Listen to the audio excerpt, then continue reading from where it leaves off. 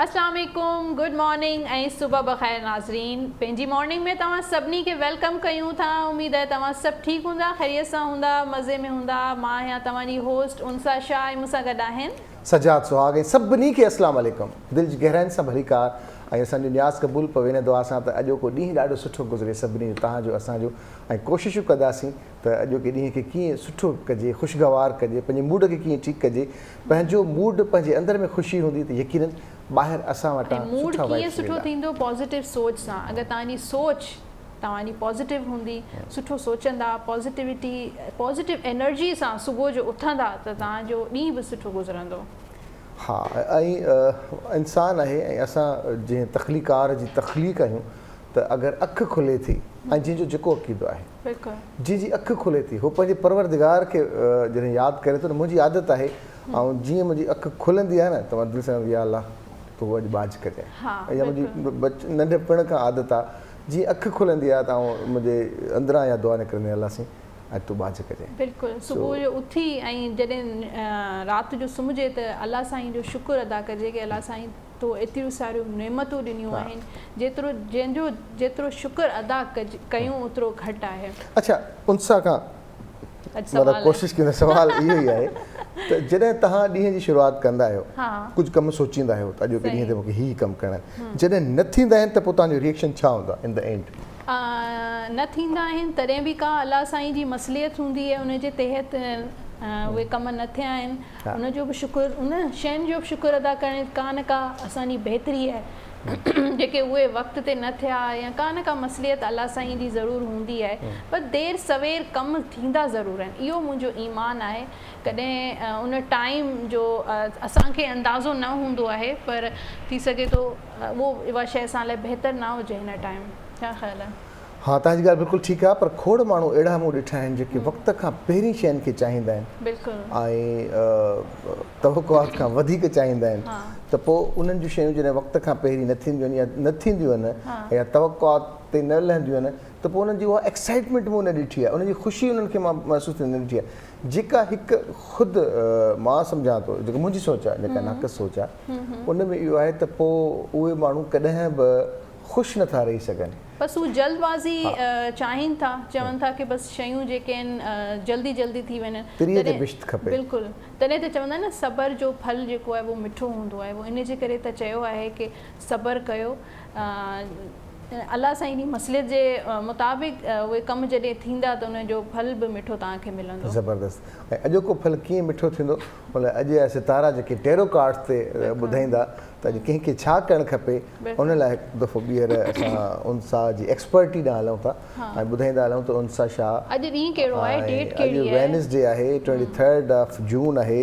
अॼु खां वठी ॾींहं जेके आहिनि से कल्ह 4 ॾींहं जेके आहिनि से हिकु जेतिरा वॾे में वॾो ॾींहुं हुयो, नंढे में नंढी राति हुई, पर अॼु खां वठी वरी आगाज़ थींदो आहे त हाणे आस्ते आस्ते ॾींहं थोरा थोरा नंढा थींदा वेंदा, हिकु हिकु अधु मिंट या उन में सुबुह जो ऐं शाम जो थोरो थोरो फ़र्क़ु थियणु शुरू थींदो ऐं वरी हाणे थोरो वेंदासीं केॾीमहिल राति ॾे त हाणे आस्ते आस्ते आस्ते आस्ते। सो बहरहाल 23 जून आहे, अरबा जो ॾींहुं आहे।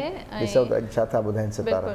एरीज़ सां शुरू कयूं था। एरीज़ बुर्ज हमल जो कार्ड आयो आहे, 8 ऑफ पेंटिकल्स, ऐं 8 ऑफ पेंटिकल्स चए थो अॼु जो ॾींहुं तव्हांजो काफ़ी बिज़ी रहंदो, मसरूफ़ रहंदो। ख़ासि कर तव्हां उहे कमु कंदा जेके तव्हांजा पुराणा कमु डिले थी विया हुआ, वक़्त ते न थी सघिया हुआ, पर उहे कमु अॼु इंशा अल्लाह ज़रूरु थी वेंदा। ज़बरदस्त। हाणे मूंखे यादि करिणो आहे त 8 ऑफ पेंटिकल्स अचे त मतिलबु जेके कम तव्हांजा न थियणा, मां कल्ह जी अॼु तव्हांखे मां ॿुधायो न त मां थोरो ग़लति ॿुधायो। बिल्कुलु 4 ऑफ कप्स, 8 ऑफ पेंटिकल्स, नाला थोरा थोरा तव्हांखे यादि थी विया आहिनि। हैंगमैन ऐं चलो 8 ऑफ कप्स मां लिखी छॾियो। अॼु खां वठी यादि करणु शुरू कंदुसि, ख़बर त पए आख़िर। टॉरस वारनि लाइ कार्ड आहे 2 ऑफ पेंटिकल्स जो, ऐं इहे कार्ड चए थो पंहिंजे पैसनि खे बैलेंस कयो, सेविंग कयो, तव्हां ख़र्च इलाही था कयो, त अॼु तव्हांजो जेको आहे इहो ॾींहुं सोचणु सम्झण जो ॾींहुं आहे। बजट ठाहियो घर जो या ऑफिस जो या जेको बि तव्हां कारोबार कयो था, कि ॾिसो कि बैलेंस करण जी ज़रूरत आहे। घणो करे मूंखे लॻे थो ख़र्चु वधीक थो थी वञे, आमदनी घटि थी थिए, त अॼु उन ते तव्हांखे सोचण जी ज़रूरत आहे। टॉरस खां पोइ आहे जेमिनाई। जेमिनाई वारनि लाइ कार्ड आहे पेज ऑफ पेंटिकल्स जो। पेज जो मतिलबु हूंदो आहे ख़ुशख़बरी, न्यूज़ जो, या को मैसेज ईंदो तव्हांजे कंहिं दोस्त जो मैसेज अॼु थी सघे थो, का ख़ुशख़बरी, गुड न्यूज़, का पैसनि जे मुतालिक़ ख़ुशख़बरी भी मिली सघे थी। 8 of pentacles, 4 of pentacles, 2 of pentacles, page of pentacles जेको आहे न वो मतलब मनी, फाइनेंसिस। ओके, सही है, सही है। फीस लगंदी ना आफ्टर शो तव्हांखे जेको आहे न फीस ॾियणी पवंदी। ठीक आहे, ठीक आहे। जेमिनाई खां पोइ आहे कैंसर। द टावर जो कार्ड आहे। अॼु जो ॾींहुं कैंसर वारनि लाइ कुझु अहिड़ियूं अचानक सडनली कुझु अहिड़ा वाक़ियात थी सघनि था, को अचानक प्लैनिंग थी सघे थो, अचानक का किथे ट्रैवल करणु वञी सघो था, का अहिड़ी शादी में इन्विटेशन आहे, तव्हांजो मूड न आहे पर तॾहिं बि मजबूरी में तव्हांखे वञिणो पवंदो, को अहिड़ी का अचानक सडनली अनएक्सपेक्टेड वाक़ियो थी सघे थो। कैंसर खां पोइ आहे लियो, किंग ऑफ वॉन्ड्स। अॼु तव्हां पंहिंजी मर्ज़ी जा मालिक हूंदा, जेको बि तव्हां कमु प्लान कंदा उहो पंहिंजे वक़्त जे मुताबिक़ थींदो, ऐं तव्हां में जेके आहिनि वाकई उहे लीडरशिप क्वालिटीज़ आहिनि कि तव्हां पंहिंजो कमु पंहिंजी मर्ज़ी हलाए सघो था। अच्छा, लियो खां पोइ आहे वर्गो। 5 ऑफ सोर्ड। झेड़े सां दूर रहिजो। अॼु तव्हांजो झेड़ो थी सघे थो, घर में झेड़ो थी सघे थो, ऑफिस में को झेड़ो थी सघे थो, रोड ते वञो पिया, ट्रैफिक में जाम थी, ट्रैफिक में फासी सघो था, तॾहिं बि तव्हांजो कंहिंसां झेड़ो थी सघे थो, त कोशिशि कजो मूड जेको आहे उहो सुठो रखिजो। वर्गो वारनि जो। लिब्रा वारनि जी टर्न आहे। 4 ऑफ वॉन्ड्स। ऐं लिब्रा वारनि लाइ ख़ुशियूं, हैप्पीनेस जो कार्ड आहे, सेलिब्रेशन जो कार्ड आहे। दोस्तनि सां गॾु सुठो टाइम स्पेंड करे सघो था, फैमिली सां गॾु सुठो टाइम स्पेंड करे सघो था। ट्रैवल जो कार्ड बि हूंदो आहे, पर इहो ट्रैवल तव्हां लाइ ज़बरदस्त रहंदो। लिब्रा खां पोइ आहे स्कॉर्पियो। स्कॉर्पियो लाइ 4 ऑफ पेंटिकल्स। ऐं इहो कल्ह बि कार्ड आयो, त स्कॉर्पियो लाइ 4 ऑफ पेंटिकल्स। पंहिंजे पैसनि खे पाण सां गॾु मतिलबु थोरो सेविंग रखो, ऐं जेका बि तव्हांखे फ़ाइदो थिए थो, का बि अहिड़ी शइ थिए थी त तव्हां प्लीज़ माण्हुनि सां शेयर न कंदा कयो पंहिंजे पैसनि जी ॻाल्हि। मतिलबु सही, पैसनि जी ॻाल्हि, का बि राज़ जी ॻाल्हि। हा। स्कॉर्पियो खां पोइ आहे सेजिटेरियस, किंग ऑफ सोर्ड्स जो। अॼु तव्हांखे कुझु अहिड़ा फ़ैसिला करणु पवंदा जेके प्रैक्टिकल फ़ैसिला हूंदा, लॉजिकल फ़ैसिला हूंदा, ख़ासि कर जंहिंजा कोर्ट में केसिस हलनि पिया, उन्हनि जो फ़ैसिलो उन्हनि जे फेवर में वञी सघे थो, या अॼु कंहिंजी सर्जरी आहे, हॉस्पिटलाइज़्ड आहे केरु, त उन जे लाइ बि फेवरेबल यानी कि तव्हांजी कामयाबु सर्जरी थी सघे थी। सेजिटेरियस खां पोइ आहे कैप्रिकॉन। द फूल जो कार्ड आहे, बिगिनिंग जो कार्ड। नई शुरूआत पंहिंजी लाइफ जी बिगिनिंग कयो, नए सिरे सां, नई उमेद सां, नई होप सां, पॉज़िटिव सोच सां पंहिंजी लाइफ जी वरी शुरूआत कयो, बिगिनिंग कयो। कैप्रिकॉन खां पोइ आहे एक्वेरियस। द एम्प्रेस जो कार्ड आहे। इहो कार्ड जो आहे ग्रोथ जो कार्ड हूंदो आहे, कामयाबी जो कार्ड हूंदो आहे। अॼु कामयाबी जंहिं बि कम में तव्हां हथु विझंदा, जेका बि तव्हांजी ख़्वाहिश आहे उहा ज़रूरु पूरी थींदी। हाणे बसि काफ़ी आहे। पाइसिस जी मूंखे ख़बर आहे। अच्छा, ॿुधाए छॾियो भला। तव्हां मूंखे कार्ड ॿुधायो त वधीक मां थो ॿुधायां। High prestige. हाई प्रेस्टिस ॿुधायो। कामयाबी आहे, ऐं काफ़ी ॾोकड़ मिलंदा, ऐं जाॾे बि वेंदो होॾे ख़ैरु हूंदो। ज़बरदस्त तव्हांखे अॼु सुठा माण्हुनि सां मिलण जो मौक़ो मिलंदो, ऐं जेको बि तव्हां क़दम खणो सोचे सम्झी खणो, छाकाणि त हर क़दम खणण खां पहिरीं माण्हू सोचे सम्झी खणे ताकी उन जा ॿई पासा ॾिसजनि, फ़ाइदे जा ऐं नुक़सान जा। हाणे तव्हां ॿुधायो। अच्छा, मुंहिंजो कार्ड इहो थो चवे कि तव्हांजे दिलि में कुझु अहिड़ा राज़ आहिनि जेके तव्हां माण्हुनि खे नथा ॿुधायो। वाकई कुझु शयूं जेके आहिनि पंहिंजे दिलि में, पंहिंजे हथ ताईं बि रखणु घुरिजनि। ऐं ॿियो ॻाल्हि इहो आहे कि अॼु तव्हांजो कनेक्शन अलाह साईं सां थोरो वधीक मज़बूत थी सघे थो। अॼु तव्हांजो स्पिरिचुअलिटी जेका आहे, तव्हांजे अंदरि में जेका रुहानियत आहे उहा वधी सघे थी, त थी सघे थो अलाह साईं ऐं तव्हांजी इंट्यूशन जे ज़रिए तव्हांखे कुझु अहिड़ी गाइडेंस मिली सघे, त उनखे ज़रूरु फॉलो कजो। ज़बरदस्त। त इहे कार्ड्स हुआ अॼु जा, एरीज़ खां वठी पाइसिस। ऐं उमेद आहे तव्हांखे पसंदि आई हूंदियूं। हाणे तव्हां हिते प्रोग्राम कयो, मूंखे मुसलो ॿुधायो किथे कयो। नमाज़ कुझु रहियल आहे, कुझु दुआ रहियल आहे, तस्बीह मुसलो कुरान शरीफ़ भई अल्लाह साईं जी इबादत लाइ ज़रूरी न आहे कि माण्हू तस्बीह ऐं मुसलो हुजे, हूअं बि इंसान जो आहे सुठा कम करे, ॿियनि जी ख़िदमत करे बि जेको आहे अल्लाह साईं थी सघे थो, अल्लाह राज़ी करे सघे थो। ऐं सभिनी खां पहिरीं जेको आहे न पाड़े वारनि जो हक़ हूंदो आहे, ऐं उन्हनि खे तव्हां ख़ुशि रखंदा, उन सां गॾु सुठो हलंदा, सुठो सलूक हूंदो। ऐं जेतिरो पाड़े वारनि जो ख़्यालु अदी नसीम रखंदी आहे, खाइण जो, न्यूट्रिशन, उनजी प्रॉपर ॻाल्हि तव्हां आहे न बिल्कुलु अदी नसीम ते खणी हलिया विया आहियो। एक्सपर्ट ई अदी नसीम कहिड़ो हाल आहे?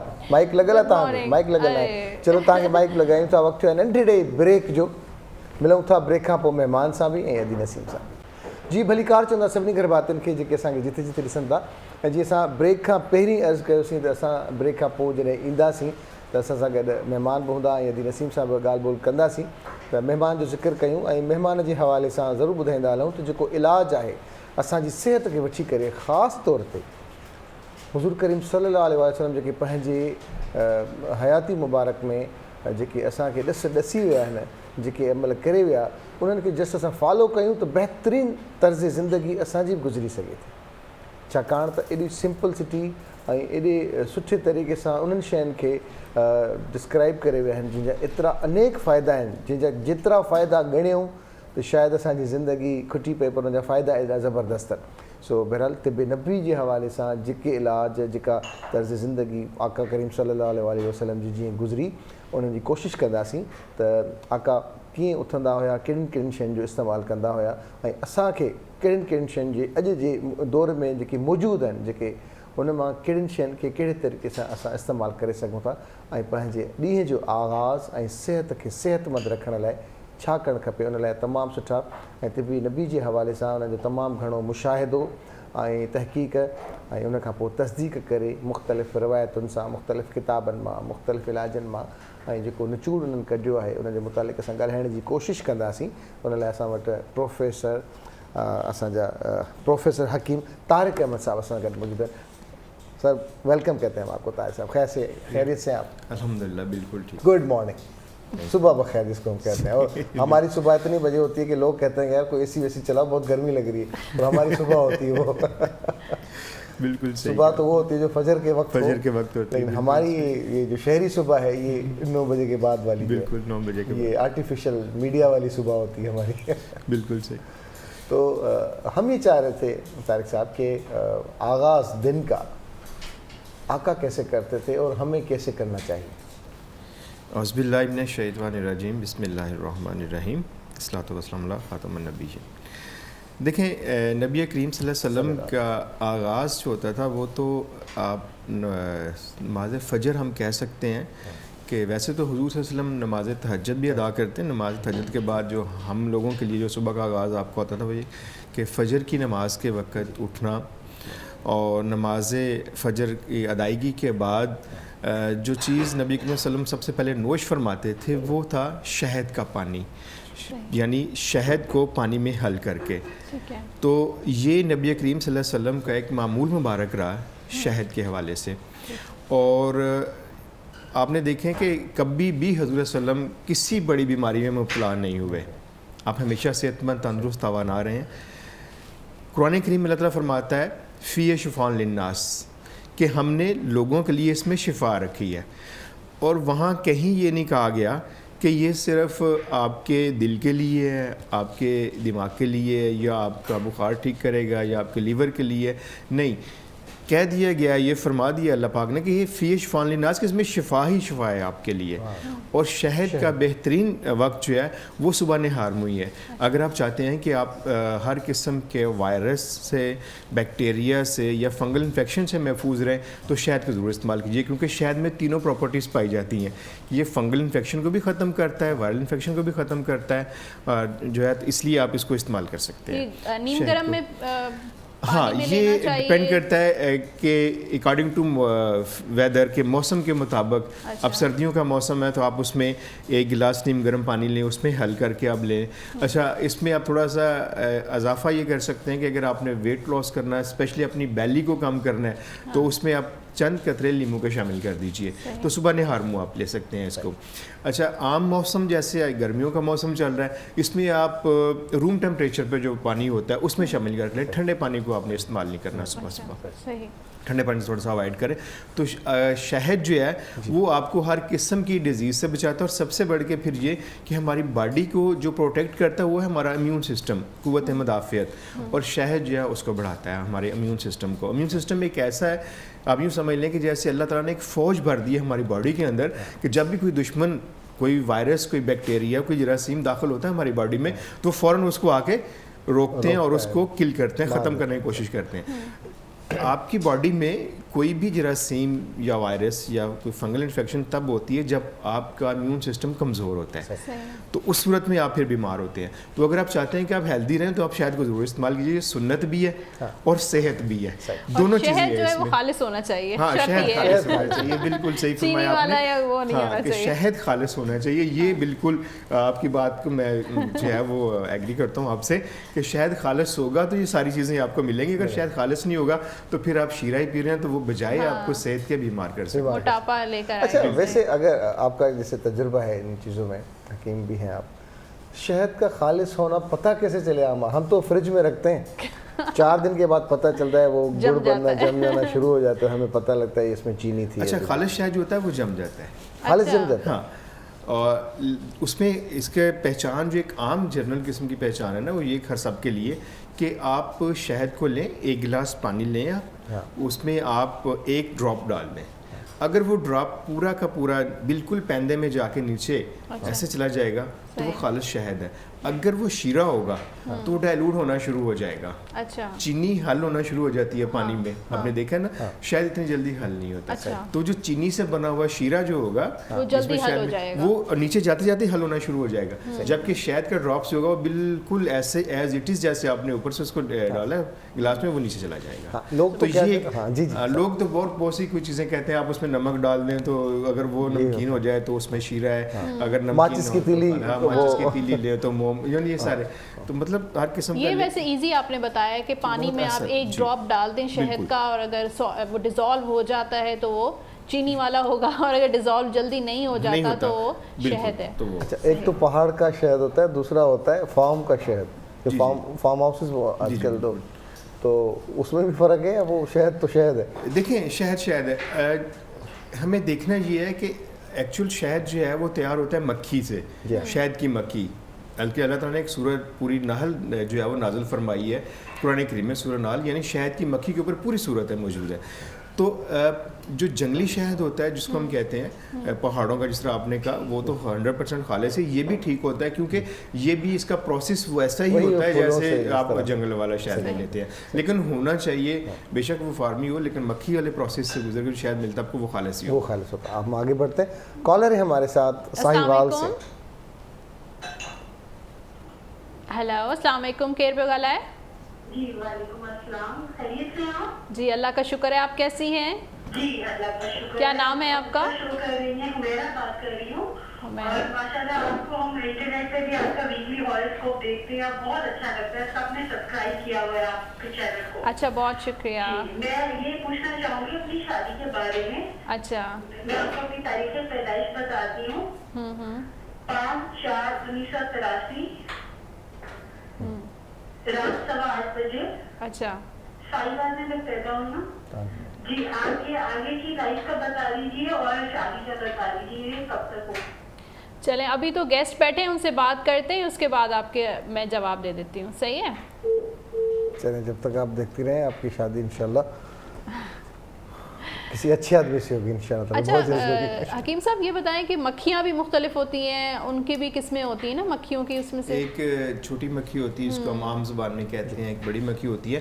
لیکن آپ یہ دیکھیے کہ جو بھی میں نے تھوڑی سی تھوڑی دیر پہلے آپ کے سامنے صورت تلاوت کی بتایا اس کو, تو اس میں کہیں چھوٹی بڑی کا ذکر نہیں ہے, صرف شہد کا. اچھا یہ تو شہد ہی ہے. دیکھیے بڑی مکھی ہوگی تو بھی وہ پھولوں سے ہی لیتی ہے, اور چھوٹی مکھی ہے تو بھی پھولوں سے اور پھلوں سے لیتی ہے. اچھا تو ٹیسٹ میں تھوڑا سا ہو جاتا ہے, باقی جو ہے وہ اس کے بینیفٹ جو ہے بینیفیشل وہ ایسے ہی جیسے بڑا چھوٹا ہوتا ہے ویسے بڑا. اچھا اس کے بعد سر شہد کے بعد کلونجی بھی تو آتی ہے استعمال. بالکل جی, اس کے بارے میں نبی صلی اللہ علیہ وسلم فرماتے ہیں کہ اس سیاہ دانے کو اپنے اوپر لازم کر لو کہ اس میں سوائے موت کے شفا ہے. کلونجی جو ہے یہ آپ یوں سمجھ لیں کہ ہماری ہیومن باڈی کی جو کیمسٹری ہے اس سے ملتی جلتی ہے. تو آپ کلونجی کو کسی بھی مرض میں کسی بھی ڈیزیز میں استعمال کر سکتے ہیں. آئیے آپ کے پاس ایک بہترین ہتھیار ہے, صرف آپ کو استعمال کرنا آنا چاہیے, آپ اس کو یوز اس کا ہونا پتہ چاہیے کہ کیسے اس کو کرنا ہے. کچھ دانے ہوتے ہیں, دانے ہوتے ہیں اس کے, کلونجی کے چھوٹے چھوٹے دانے ہوتے ہیں. اچھا پیاز کے بیج اور کلونجی کے دانے دونوں کی آپس میں شکل کافی ان میں مشابہت ہے. تو تھوڑا سا یہاں پہ بعض لوگ مجھے کال بھی کرتے ہیں کہ حکیم صاحب ہم کیسے اس کو جو ہے وہ اس میں فرق محسوس کر سکتے ہیں کہ یہ پیاز کے دانے ہیں یہ کلونجی کے دانے ہیں. تو ایک وائٹ پیپر لیں آپ, بالکل سفید پیپر, اس پہ آپ ایک طرف پیاز کے دانے رکھ دیں, ایک طرف کلونجی کے دانے رکھ دیں. تو جہاں پہ آئلی ہو جائے گا پیپر جس جگہ سے وہ کلونجی ہے, اور جو ڈرائی رہے گا جو حصہ پیپر کا وہ پیاز کے دانے بیچ ہوں گے. تو یہ اس کی پہچان ہے کلونجی کی. اور ڈوز اس کی جو ہے وہ آپ کی ہر انسان جو ہوتا ہے اس کی اپنی یہ جو ڈوز ہے جس کو ہم عام زبان میں چٹکی بھی کہتے ہیں, یہ 2 انگلیاں, یہ اس کی باڈی ڈوز ہے.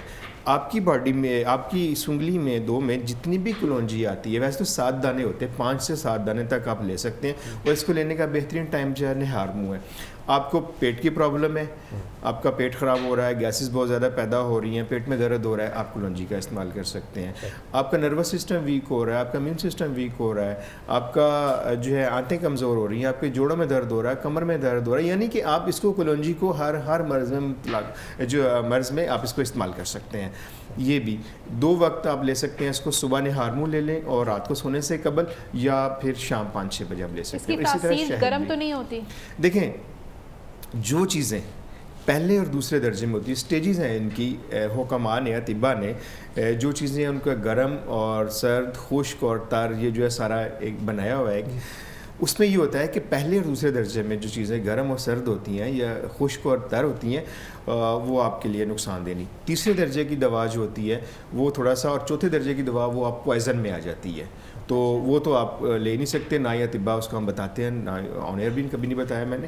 تو پہلے دوسرے تیسرے درجے کی ادویات جو ہوتی ہیں آپ استعمال کر سکتے ہیں, ان سے آپ کو کوئی نقصان نہیں ہوگا. دیکھیے اگر ہم جائیں عرب کنٹریز میں تو وہاں پہ کتنی شدید گرمی ہوتی ہے, لیکن وہاں پہ اونٹ کا دودھ, اونٹ کا گوشت, کھجور, زیتون, یہ ساری چیزیں استعمال کی جا رہی ہوتی ہیں. تو کسی کو کوئی گرمی سے نقصان نہیں پہنچتا. اور دیکھیں آم بھی گرمیوں میں آتے ہیں. ہاں گرمیوں میں آتے ہیں. اورنجز کی بات کریں ٹھنڈی تھا تو یہ ہاں صرف یہ کہ آپ کو خیال یہ کرنا ہے کہ آپ نے ڈوز کتنی لینی ہے, آپ کی باڈی کی ریکوائر کتنی ہے, ریکوائرمنٹ کیا ہے آپ کی, اتنے اس کے مطابق آپ نے لیں تو آپ کو نقصان نہیں پہنچائے گی وہ چیز. ہم آگے بڑھتے ہیں, اس کے بعد ہم آ جاتے ہیں کھجور پہ. کھجور کا استعمال کیسا تھا آقا کا, اور ہمیں کیا کرنا چاہیے؟ دیکھیں جی کھجور کا ذکر بھی قرآن کریم میں موجود ہے. اللہ تعالیٰ نے کھجور کا ذکر بھی فرمایا قرآن کریم میں. تو نبی کریم صلی اللہ علیہ وسلم کی پسندیدہ غذاؤں میں سے کھجور جو ہے نا وہ بھی ہے. آپ صلی اللہ نے فرمایا کہ جو ہے رات کا کھانا ضرور کھاؤ بھلے مٹھی بھر کھجور ہی کیوں نہ ہو. کھجور جو ہے اس میں وہ بھی تمام سارے نیوٹرینٹ موجود ہیں جو ہمیں چاہیے ہوتے ہیں. اگر ہمیں کہ آئرن چاہیے تو کھجور میں ایک بہترین آئرن ہمیں ملتا ہے. جن میں لوگوں میں خون کی کمی ہوتی ہے, جو کہتے ہیں ہم ہیلدی ہونا چاہتے ہیں, ہمارا ویٹ بہت کم ہے, اگر وہ کھجور اور دودھ استعمال کرنا شروع کریں تو ان کا ویٹ بھی بڑھے گا اور ان کی جو ہے خون کی کمی پوری ہوگی. اچھا اس کے بعد ہمارے ہاں دیکھیں یہ کہ آج کل ایک ٹرینڈ چل گیا ہے کہ ڈیورنگ پریگنینسی آپ یہ فلاں ویٹامن لیں, یہ لیں, لیکن نیچرل چیزوں کی طرف ہم نہیں آتے. تو ڈیورنگ پریگنینسی اگر ماں کو جو ہے کھجور دینا شروع کر دیں آپ تو آپ کو نہ تو ڈلیوری میں کوئی پرابلم ہو سکتی ہے اس خاتون کو, نہ ہی اس میں آئرن ڈیفیشنسی ہو سکتی ہے, نہ اس میں کیلشیم کی ڈیفیشنسی ہوگی, نہ ہی اور وائٹامنس اور منرل کی ڈیفیشنسی ہوگی. تو کھجور ایک مکمل غذا. کھجور جو ہے وہ 3 سے 5 عدد آپ لے سکتے ہیں. کھجور کو آپ صبح نہار میں بھی لے سکتے ہیں, کھجور کو آپ رات کو بھی لے سکتے ہیں. دیکھیں کھجور آپ نے دیکھا ہے کہ رمضان المبارک میں روزہ جو ہم افطار کرتے ہیں کھجور سے کرتے ہیں کہ یہ سنت ہے, بالکل سنت ہے. نبی پاک صلی اللہ علیہ وسلم نے اس کو, تو آپ کی کوئی بھی سنت جو ہے وہ کسی بھی ہمارے فائدے سے خالی نہیں ہے. کھجور جب آپ فاسٹنگ میں کر رہے ہوتے ہیں 16 گھنٹے کی 17 گھنٹے کی فاسٹنگ پہ ہوتے ہیں, آپ خالی پیٹ ہوتے ہیں, تو اس وقت آپ کو ضرورت ہوتی ہے کسی ایسی چیز کی جو فوری طور کے اوپر آپ کی توانائی کو بحال کرے. اور تمام پھلوں میں اور تمام غذاؤں میں کھجور ایک واحد ایسا پھل ہے کہ جو ہی آپ اس کو کھاتے ہیں آپ کے منہ میں جاتی اسی وقت وہ آپ کو انرجی دینا شروع کرتا ہے. شوگر لیول انسان کا نارمل, شوگر لیول جو بلڈ میں کم ہوتا ہے وہ ہے لیول برابر ہونا شروع ہو جاتا ہے. تو اس لیے کھجور جو ہے ضرور, جو وہ لوگ جو بچے بچیاں جن کو میسٹرل پرابلم ہوتی ہے سائیکل کی, اسپیشلی خواتین کو اگر ان کے مینسز جو ہیں وہ بہت زیادہ ہو رہے ہیں, بہت کم ہو رہے ہیں, تو کھجور کا استعمال کرنا چاہیے انہیں. جن بچوں میں عام جسمانی کمزوری ہے, دماغی کمزوری ہے, وہ کھجور اور بادام کا استعمال کر سکتے ہیں کہ آپ 3 سے 5 عدد کھجور لے لیں اور 7 عدد بادام صبح نہار میں لے لیا کریں. تو وہ بچے جن کا دماغی صلاحیتیں کمزور ہوتی ہیں, حافظہ کمزور ہوتا ہے, یاداشت کم, تو ان سے بہت بہتر ہوگا. زبردست. اور کانسٹیپیشن کی شکایت نہیں ہوگی کیونکہ اس میں فائبر ہوتا ہے. اچھا زبردست. اب آ جاتے ہیں دودھ پر. دیکھیں جی دودھ کی جو ہے, دودھ نبی کریم صلی اللہ علیہ وسلم کی پسندیدہ غذا میں اس کا بھی شمار ہوتا ہے. اور دودھ کی اہمیت کا آپ اندازہ اس بات سے لگا لیں کہ جب انسان اس دنیا میں آتا ہے تو اس کی سب سے پہلی غذا جو اللہ نے مقرر کی وہ دودھ ہے. دودھ ایک انتہائی لطیف اور زود ہضم غذا ہے. آپ دیکھیں جب بچہ اس دنیا میں آتا ہے تو اس کو فوری طور کے اوپر ایسی غذا کی ضرورت ہوتی ہے جس سے اس کی نشو و نما بھی ہو اور اس کی غذائی ضروریات بھی پوری ہوں. تو دودھ جو ہے, دودھ میں بھی وہ ساری چیزیں پائی جاتی ہیں جو ہماری باڈی کی نشو و نما کے لیے ضروری چاہیے ہوتی ہے. اس میں کیلشیم ہوتا ہے جو ہماری ہڈیوں کو مضبوط کرتا ہے. تو اور دودھ پھر یہ ہوتا ہے کہ دودھ سے آپ کو کانسٹیپیشن بھی نہیں ہوتی, اور دودھ سے آپ کی خون کی کمی بھی پوری ہوتی ہے. تو دودھ کو تو آپ ایک بطور غذا کے جب بھی آپ کا دل چاہے لے لیں, لیکن وہ لوگ چونکہ دودھ کے اندر ایک پروٹین ہوتی ہے اس کو لیکٹوز کہتے ہیں, وہ لوگ جن کی آنتیں کمزور ہوتی ہیں, کیونکہ یہ آنتوں کے آخری حصے میں جا کے یہ پروٹین جذب ہوتی ہے, تو ان کو گیسز پیدا ہو سکتی ہیں. تو انہیں چاہیے کہ رات کو دودھ کا استعمال نہ کریں. اگر کرنا چاہیں تو پھر اس میں 2 سے 3 عدد کالی مرچ ثابت اس میں شامل کر کے آپ بوائل کر لیں اور وہ دودھ پی لیں آپ, یا ایک ٹکڑا دار چینی کا آپ اس میں ڈال سکتے ہیں, یا پھر تھوڑی سی چند دانے پتی کے اس میں شامل کر کے آپ لے سکتے ہیں. ویسے دودھ اگر آپ صبح نہار میں ناشتے میں لیں تو بہت اچھا ہے آپ کے لیے. اچھا, لیکن دودھ اور بادام دودھ پتی کر کے پیتے ہیں نا چائے, ہم تو دودھ پتی کر کے تھوڑی سی چینی بھی ڈال دیتے ہیں تو زیادہ فائدہ ہو جاتا ہے, سر درد بھی ختم ہو جاتا ہے. اچھا یہ تو وہ چیز پتی جو ہوتی ہے اس میں کیفین ہوتی ہے اور وہ جا کے ہمارے اعصاب کو اسٹیمولیٹ کرتی ہے, اسٹیمولیٹ تحریک پہنچاتی ہے, اور ہم سمجھتے ہیں ہم ایکٹیو ہو گئے, حالانکہ ایسا نہیں ہوتا. وہ ہماری باڈی میں سے آئرن کو کم کر رہی ہوتی ہے. اور آپ دیکھیں کہ اگر آپ اس کا زیادہ استعمال کرتے ہیں تو بہت زیادہ کئی لوگ ایسے ان کو یورین بہت زیادہ آتا ہے, تو اس کی ایک وجہ یہی ہوتی ہے کہ ہم چائے کا زیادہ استعمال کرتے ہیں. اچھا حکیم صاحب, اب ہمارے پاس 5-6 منٹ ہیں جس میں ہمیں یہ بتائیں کہ یہ ہیپاٹائٹس بی ہے کیا, اسے بچا کیسے جا سکتا ہے, یا پتہ کیسے چلے کہ مجھے ہیپاٹائٹس ہے؟ دیکھیں ہیپاٹائٹس مینس کہ آپ کا لیور جو ہے اس کی انفلیمیشن, آپ کے لیور میں, اگر ہم اس کو میں سادہ زبان میں بتاؤں تو جگر کی سوزش اسے کہہ سکتے ہیں. ہوتا یہ ہے کہ یہ ایک ہیپاٹائٹس اے ایک وائرس ہے, اس کی وجہ سے بھی ہو سکتا ہے. ہیپاٹائٹس بی وائرس ہے وہ بھی, اور ہیپاٹائٹس سی وائرس جو ہے وہ بھی. ویسے تو ڈی بھی ہے اور ای بھی ہے, لیکن یہ 3 جو ہیں بہت زیادہ عام ہیں. ہیپاٹائٹس اے وائرس جو ہوتا ہے وہ اتنا خطرناک نہیں ہوتا. وہ آپ کو اس کیسے کرتا ہے, اس میں کہاں سے ہوتا ہے, کیسے بچ سکتے ہیں ہم اس سے, کہ جتنے بھی لوگ جیسے آپ دیکھیں ہیں کہ ایسے علاقے, ایسے ایریاز جہاں پہ پانی کی لائن اور دوسری سیوریج کی لائن جا رہی ہوتی ہے اور اس میں جو ہے یہ جب مکس ہو جاتے ہیں, تو وہ چونکہ یہ جو ہے ہیپاٹائٹس اے جو وائرس ہے, یہ ایسی غذا کنٹامنیٹڈ واٹر اور فوڈ جو خراب غذا ہوتی ہے اس سے ہوتا ہے یا پھر گندے پانی جس طرح میں نے بتایا اس کی وجہ سے یہ پھیلتا ہے. تو یہ سٹیجز ہیں اے بی سی یا الگ الگ؟ الگ جو ہے علیحدہ سے وائرس ہے, یہ 2 سے 6 ماہ میں ٹھیک ہو جاتا ہے, یہ جان لیوا نہیں ہوتا, خطرناک نہیں ہوتا. میڈیسن سے ہی اور ڈائٹ سے میڈیسن سے آپ اس کو ٹھیک کر سکتے ہیں. اس کے بعد آپ اپنی غذا کو چینج کریں, پانی کو بوائل کر کے آپ استعمال کریں. اور چونکہ یہ ہمارے جو باڈی کے اندر اس کے سمپٹمز کیا ہوتے ہیں, کیا ہونا ہے؟ ہاں, اس کے سمپٹم ایک ہی ہوتے ہیں جس کو ہم جانڈس کہتے ہیں. آپ نے دیکھا ہوگا کہ یرکان ہو گیا, جس کو جانڈس ہو گیا تو اس میں یلوش کلر ہو جاتا ہے آپ کی اسکن کا, آپ کی آنکھوں کے جو آئی بالز وائٹ جو ایریا ہے وہ یلو ہونا شروع ہو جائے گا, زبان یلو ہو جاتی ہے, اسکن پہ خشکی آ جاتی ہے, ایچنگ ہونا شروع ہو جاتی ہے. تو یہ اس کی عام علامات ہوتی ہیں اس کی ہیپیٹائٹس اے کی, یعنی جس کو ہم جانڈس کہتے ہیں, یرکان بھی کہتے ہیں. جبکہ ہیپیٹائٹس بی اور سی یہ دونوں خطرناک کنڈیشن میں آ جاتے ہیں اور یہ ٹرانسمیٹڈ ڈیزیز میں آتے ہیں, یعنی کہ ایک سے دوسرے کو ہو سکتے ہیں. سیکسول ٹرانسمیٹڈ ڈیزیز میں بھی آتا ہے, یہ اس کی وجہ سے بھی ہوتا ہے. اس کے بعد اگر آپ نے بلڈ کہیں سے آپ نے لگوایا, کسی ہاسپٹل میں جاتے ہیں اس میں, یا سرجری کے دوران اگر ایسے جو آپ کے انسٹرومنٹ ہیں ان کو اسٹیرائز نہیں کیا گیا, اس کی وجہ سے ہو سکتا ہے. یا آپ میل حضرات جب آ جاتے ہیں اپنی شیپ بنانے کے لیے یا کٹنگ کے لیے, ہیئر کٹنگ کے لیے, تو اس وقت جو اگر وہاں پہ جو جتنے بھی ہیں ان کے سامان وہ اگر صحیح نہیں ہے تو اس کی وجہ سے بھی ہیپیٹائٹس بی اور سی ہو سکتا ہے. اور اس کی یہ ہوتا ہے ہیپیٹائٹس بی اور سی کا کہ ایک لمبے ٹائم تک اس کے سمٹم جو ہیں وہ ظاہر نہیں ہوتے, سامنے نہیں آتی, اس کی علامات سامنے نہیں آتی. اور یہ اندر ہی اندر آپ کے ہمارے جو لیور ہوتا ہے اس کے جو سیل ہوتے ہیں ان کو ڈیمیج کرنا شروع, ٹیشو کو ڈیمیج کرنا شروع کر دیتا ہے.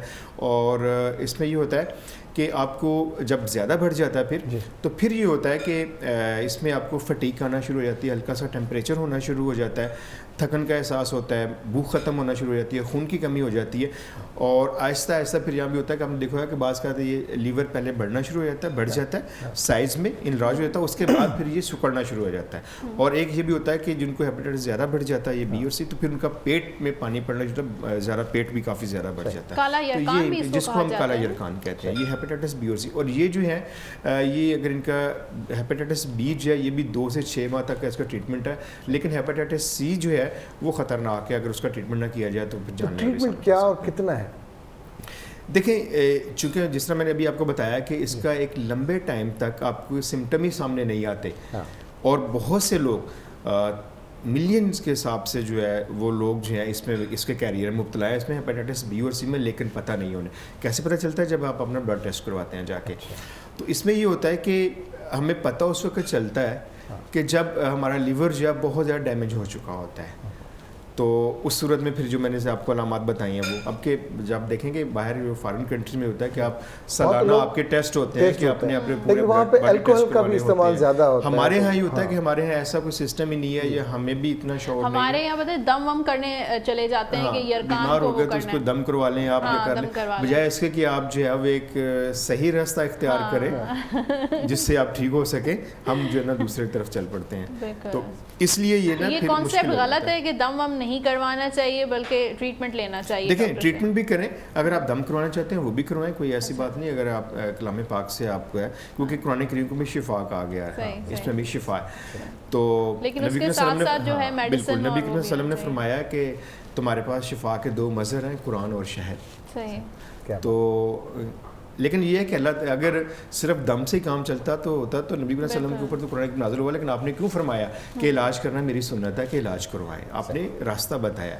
کہ آپ علاج کروائیں. تو اس میں کوئی خاص طب نبوی میں علاج ہے یرکان کا؟ بالکل, یرکان کا یہ ہے کہ اگر کسی کو پیٹ میں پانی پڑ گیا, لیور ان کا خراب ہو چکا ہے بہت زیادہ, تو اونٹنی کا دودھ بہت اس میں فائدہ مند شامل ہوتا ہے. کیونکہ اونٹنی جو ہے آپ نے دیکھا ہوگا کہ اونٹنی اور بکری یہ 2 واحد جانور ہیں جو ہر قسم کے درخت سے جو ہے وہ اپنی غذا حاصل کرتے ہیں, ہر قسم کی جڑی بوٹیوں کو وہ یہ کھاتے ہیں. تو اس لیے ان کے اونٹنی کے دودھ میں شفا ہے لیور والوں کے لیے بہت زیادہ, تو وہ استعمال کر سکتے ہیں. اس کے ساتھ میں ایک نسخہ بتا دیتا ہوں, وہ نسخہ ہیپیٹائٹس کے لیے آپ استعمال کر سکتے ہیں. اگر جن کو ہیپیٹائٹس نہیں بھی ہے, ان کا لیور کمزور ہے اور اس کی وجہ سے ان کو پرابلم آ رہی ہے, جیسے اگر آپ کا لیور کمزور ہے تو آپ اپنا ویٹ لاس کرنا چاہتے ہیں, اسپیشلی میل, تو ان کی بیلی بڑی ہوئی ہو تو انہیں چاہیے کہ وہ اپنے لیور کا بھی خیال کریں, کیونکہ جب تک آپ کا لیور کا فنکشن صحیح نہیں ہوگا آپ اپنا ویٹ لاس نہیں کبھی بھی کر سکتے, آپ کا وزن کم نہیں ہوگا کبھی بھی. تو اس میں آپ کو مشادر لینا ہے آپ نے, کیا لینا؟ نوشادر ایک دوا، نوشادر بہت آسانی سے مل جاتی ہے، ہر جگہ سے یہ مل جائے گی آپ کو. نوشادر آپ لے لیجیے گا 10 گرام، کلمی شور آپ نے لینا ہے 10 گرام، رحمت خطائی 50 گرام، سازج ہندی 10 گرام اور فلفل گرد جو آپ نے لینی ہے وہ لینی ہے 10 گرام. ان سب چیزوں کو آپ باریک پیس لیں. باریک پیسنے کے بعد 1 سے 2 چٹکی صبح ناشتے کے بعد اور رات کھانا کھانے کے بعد لے لیں. اگر اس میں آپ تھوڑا سا بیخ کاسنی کی جڑ آپ لے لیں 10 گرام، اور اس کے ساتھ بیخ سونف کی جڑ آپ لے لیں ساتھ اس میں، وہ لے لیجئے. ان دونوں کو اور مکو دانہ 1 ٹی اسپون، ان تینوں چیزوں کو آپ نے 1 گلاس پانی میں بوائل کریں، اور جب پانی آدھا رہ جائے اس کو چھان کے، تو اس کے ساتھ اگر آپ یہ دوا لینا شروع کریں تو within 1 week hepatitis B ہو، سی ہو، اے ہو، ڈی ہو، کوئی بھی ہو، آپ کو رزلٹ سامنے آنا شروع ہو جائے گا. بہت بہت شکریہ سر، بہت بہت اچھا لگا آپ سے مل کے، آپ سے باتیں کر کے. انشاءاللہ اسی سیشنز کو ہم آگے بھی بڑھائیں گے اگلے پروگرامز میں. جی دوستو، سر وقت ہے نیوز بریک جو ملا ہوتا ہے، نیوز بریک یہاں پر. Welcome back. پینجی مارننگ میں اما کے بلیکار سمنا سے واپس ہلوں تھا سجاد سواگ ایم ساشانہ. السلام علیکم، گڈ مارننگ. وعلیکم السلام. ویری ڈاڈا پیارا تھا لوگوں ماشاءاللہ. Thank you very much. جی تاجی میچنگ تھی وئی ہے.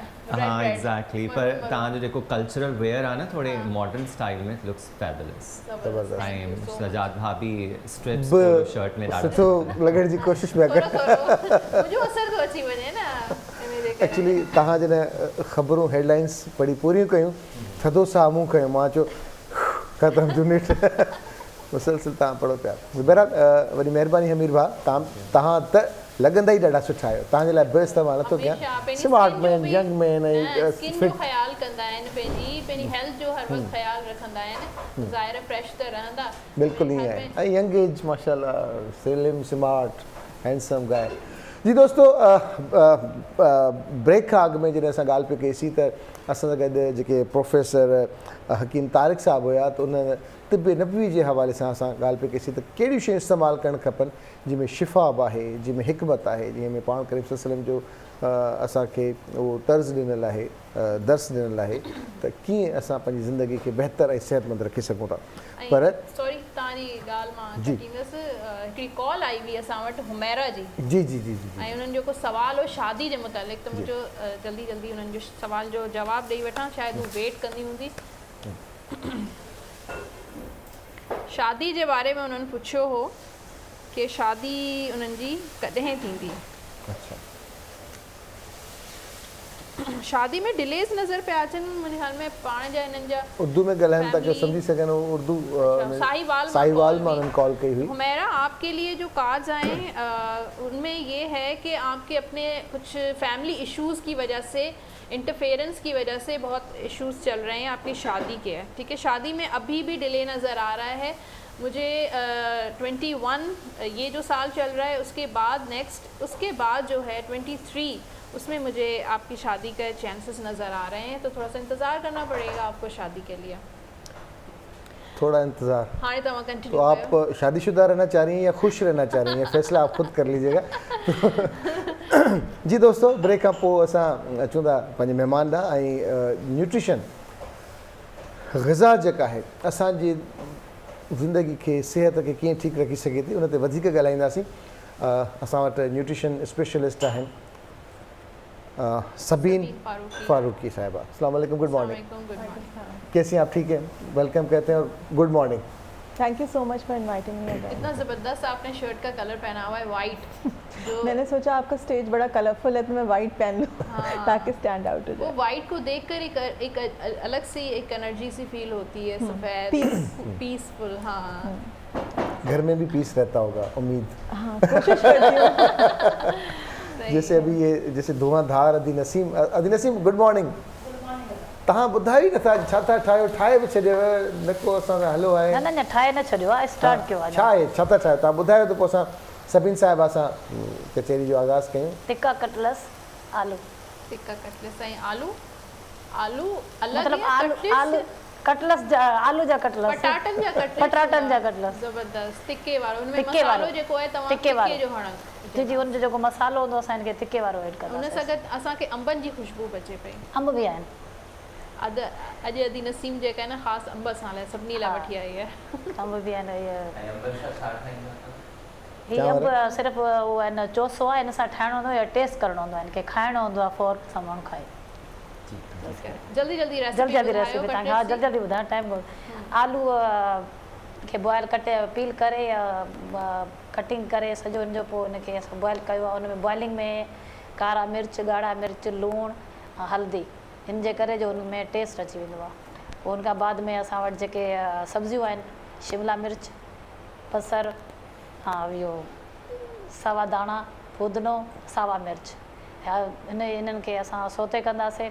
सोते करण में 2-3 चम्मच आयल जा विझी, पोइ बसर विझी, पोइ इहे सब्जियूं विझी, ॿियो तिखा मसाला हिन में ऐड कंदासीं। इहो असांजो सही ठही वियो। पोइ हुन में असां जेको टिकियूं आहिनि उहो ठाहींदासीं। हुनखे ब्रेड पहिरीं अंडे में हणंदासीं। अंडे में असां कारा मिर्च, लूणु, ॻाढ़ा मिर्च विझी हुनखे मिक्स कंदासीं। पोइ हिन में मिक्स करे पोइ हुन में विझी पोइ ब्रेड क्रम में हणंदासीं। अगरि ब्रेड क्रम तव्हां वटि कोन्हे त चांवरनि जो अटो बि यूज़ करे सघो था। त जो ही पोइ असां हिनखे शैलो फ्राई कंदासीं। शैलो फ्राई करे पोइ असांजी recipe ready. Sabeen, shallow fry होता है, सब्जियों को इतना पकाया जाता है कि सब्जियां तौबा तौबा कर लेती हैं। वेस्ट में सब्जियों को थोड़ा सा हाफ डन किया जाता है। न्यूट्रिशन में इनकी वो मिलती है, मतलब फाइबर हो या जो भी कैलोरीज हो जो हमें रिक्वायर्ड है। सब्जियां ऐसी होती हैं जो कि आपको रॉ खानी चाहिए, यानी कि कच्ची खानी चाहिए, और कुछ सब्जियां ऐसी होती हैं जिनके बेनिफिट्स आपको मिलते ही उस वक्त हैं जब उनको पकाया जाए। जैसे टमाटर है, टमाटर में एक सब्सटेंस होता है, इसको कहते हैं लाइकोपीन। सो लाइकोपीन जो है अगर आपको चाहिए तो उसका बेहतर तरीके से एब्जॉर्प्शन आपकी बॉडी में उस वक्त होता है जब आप उसको पकाते हैं। सो इट्स इंटरेस्टिंग कि बाज़ चीज़ें हम वेस्ट में ये प्रोजेक्ट किया जाता है कि हर चीज़ जो है वो रॉ खानी चाहिए और हम बहुत ज़्यादा पका के खा रहे होते हैं। सैलेड में भी हम खाते हैं। हाँ, तो नहीं आपको खाना चाहिए। नहीं, बेनिफिट आपको मिलता है, लेकिन आपको अगर मैक्सिमम बेनिफिट्स उसके अंदर से लेने हैं तो वो आपको थोड़ा सा पका के मिलता है। इस तरह से जो गार्लिक है, गार्लिक को जब आप क्रश करते हैं ना, उसके बाद खाने में डालते हैं, तो जब आप क्रश करके खाने में डालते हैं तो उसमें से कुछ ऑयल्स रिलीज होते हैं। अच्छा। वो ऑयल जो है वो आपकी हेल्थ के लिए बहुत बेनिफिशियल है। अच्छा। सो कुछ चीज़ें ऐसी हैं जो हमारे यहाँ अच्छी हैं, जिसको हम इतना आइडेंटिफाई नहीं कर पाते। हम सिर्फ ये सोचते हैं कि हम ख़राब काम कर रहे हैं, ऐसा नहीं है। एक्स्ट्रा हम भूनते ज़रूर हैं, लेकिन अगर एक्स्ट्रा भूनने के वजह थोड़ा सा सौटे करके थोड़ा सा पका के खा लें, उसमें कोई हर्ष नहीं है। इस तरह से जो क्रूसीफेरस वेजिटेबल्स होती हैं, यानी कि जो ब्रोकली है या आपकी कैबेज है या आपकी गोभी है, वो जो थायराइड के पेशेंट्स होते हैं, अगर वो कच्ची खाएं तो वो उनकी हेल्थ के लिए अच्छा नहीं होता। अच्छा नहीं होता? नहीं। अच्छा। तो उनको किसी तरह से उनको थोड़ा बहुत स्टीम करके या उनको सौटे करके खाना चाहिए। तो मेरा कहने का मकसद ये कि कच्ची सब्ज़ी भी खाएं और पकी भी खाएं, बस उसको भून के उसकी बिल्कुल जान मत निकाल दें। अच्छा। भून के क्योंकि वो गार्लिक तो जिस तरह से आपने कहा, तो हम तो वो चिकन में इस तरह से उसको पकाते ब्राउन करते हैं, उसमें बचता ही कुछ नहीं है, तो वो क्या हमें फ़ायदा होगा। तो हर चीज़ में मयाना रवि जो है वो ज़रूरी होती है ना। हमें अल्लाह ताला ने भी कहा है कि हर चीज़ में मयाना रवि रखें। तो मतलब आप खाएं ज़रूर, पकाएं ज़रूर, कच्चा भी खाएं, पका हुआ भी खाएं, लेकिन उसको एक्स्ट्रा न भूनें। अच्छा, ज़बरदस्त। ऐं इन सां गॾोगॾु अदी मारवी असांखे ज़ूम ते जॉइन कयो हैदराबाद मां, जेके वुमेन प्रोटेक्शन सेल खे लुक आफ्टर कनि पियूं हैदराबाद में। उनखां पुछंदासीं ख़ासि तौर ते त असांजी जेके ॻोठाणी औरत अचे थी उनजी सेहत केतिरी सेहतमंद आहे। अच्छा सभी, कराची में जो हमारी ख़वातीन हैं, जो शहरों में रहती हैं, वो सेंसिटिव रहती हैं अपनी खुराक को लेके। जो देही ख़वातीन होती हैं, जो गाँव गोठों में रहती हैं, वो वैसे तो बड़ी फिट नज़र आती हैं, लेकिन बाज़ औक़ात अगर हम थर की तरफ चली जाएं तो वहाँ पे बहुत ज़्यादा खाने पीने का फुकदान है। तो उनकी सेहत किस तरह से मेंटेन हो सकती है? हालांकि वहाँ का जो वो है, क्या कहते हैं, चीज़ें जो मिलती हैं, सब्जियाँ हैं, फ्रूट्स हैं, वो बहुत प्योर ऑर्गेनिक होती होंगी, तो फिर भी उनमें काफ़ी डेफिशिएंसी नज़र आती है। डेफिशिएंसी ज़ाहिर है, बेचारों को खाना तो मिलता है लेकिन खाना प्रॉपर क्वांटिटी में नहीं मिलता ना, मिक़दार में कम होता है। अगर आपके घर में 4 खाने वाले हैं और आपके घर में 2 रोटियां हैं, तो ज़ाहिर है ग़िज़ा तो आप खा रहे हैं लेकिन आपकी क्वांटिटी कम हो जाती है। तो अमूमन हमारे माशरे में जो है वो औरत को जो है वो सबसे लास्ट में सर्व किया जाता है। पहले साहिब खाना जो आपका मर्द होता है उसको दिया जाता है, फिर बच्चों को दिया जाता है, फिर औरत की बारी आती है। सो ऐसा नहीं है कि हमारे दाल चावल और रोटी जो है उसके अंदर ग़िज़ाइयत नहीं है, लेकिन अगर ग़िज़ाइयत आपको सही अमाउंट में नहीं मिल रही है तो ज़ाहिर है बेचारों के लिए डेफिशिएंसी हो जाती है। वरना अगर आप खाली ये सोचें कि अगर हम, जैसे उनको गोश्त नहीं मिलता या उनको दूध कम मिलता है, तो वेजिटेरियन और वीगन भी तो होते हैं, उनकी सारी खुराक की ज़रूरियात पूरी हो जाती हैं गंदम से, अनाज से, दालों से, तो इनकी भी हो सकती हैं। लेकिन हमारे मुल्क में गुर्बत की वजह से बेचारे जो हैं वो सफ़र ज़्यादा करते हैं, मुझे लगता है। अच्छा, इस चीज़ को मज़ीद आगे बढ़ाएंगे। अदी बारहवीं ता लाइन पे आयो? जी हाँ बिल्कुल। अस्सलाम वालेकुम। गुड मॉर्निंग अदी। Good morning to you too. जी जेका असां वटि ख़ासि तौर ते अदी मारवी नंढी एज में शादी थिए थी असांजी नियाणियुनि जी, उन जी सिहत, उन जी तरबियत ज़ाहिर आहे तव्हां हुते वुमेन सेल खे प्रोटेक्ट कयो पिया, प्रोटेक्शन सेल खे लुक आफ्टर कयो पिया, त तव्हां वटि कहिड़ा इशूज़ ईंदा आहिनि उन्हनि खे वठी करे? सभिनी खां पहिरीं त तव्हांजी वॾी महिरबानी मूंखे महिमान तौरु पंहिंजे प्रोग्राम में शामिल करण जे लाइ। ऐं इन तरह जा केसिस बिल्कुलु असां वटि अचनि पिया। ऐं 2013 में जॾहिं नंढपण जी शादियुनि जो लॉ पास थियो ऐं जॾहिं इहो इम्प्लीमेंटेशन बि हाणे त थी वई आहे, एक्शन भी थिए थो, इन खां पहिरीं जी जेकियूं शादियूं आहिनि अक्सर उहे ख़वातीन असां वटि ईंदियूं आहिनि घरेलू जेके इशूज़ हूंदा आहिनि, घरेलू तशद्दुद ऐं डिफरेंट नौइयत जा केसिस खणी करे। पोइ उन्हनि केसिस खे बाक़ाइदा तव्हांखे स्टडी करण लाइ उहे सिचुएशन्स मिलंदियूं आहिनि। जीअं त इहो लॉ पास थियण खां पहिरीं तव्हांखे ख़बर आहे माण्हुनि में अवेयरनेस त अञा बि न आहे, लेकिन पहिरीं वधीक न हुई, त हो त फ़ौरन ई 13 साल जे ॿारड़ी जी शादी करे छॾंदा हुया, 14 साल जी उमिरि जी शादी, 12 साल जी उमिरि जी शादी, 15 साल जी उमिरि जी शादी। पोइ इहे केसिस जॾहिं ईंदा आहिनि असां वटि डिफरेंट नौइयत खणी, लेकिन असां ॾिसंदा आहियूं कि केतिरो घणो उन्हनि जी सिहत ते बि असरु थियल आहे, कीअं हू हिकिड़े नॉर्मल इंसान खां हिकिड़ो डिफरेंट उहे ॿारड़ियूं लुक ॾींदड़ हूंदियूं आहिनि। जीअं त हींअर 17 सालनि जी थियनि पियूं, हींअर 18 सालनि जूं थियनि पियूं, 20 सालनि जूं थियनि पियूं, ऐं 3 ॿार उन्हनि सां गॾु हूंदा आहिनि, कच्छ में बि गॾु बि।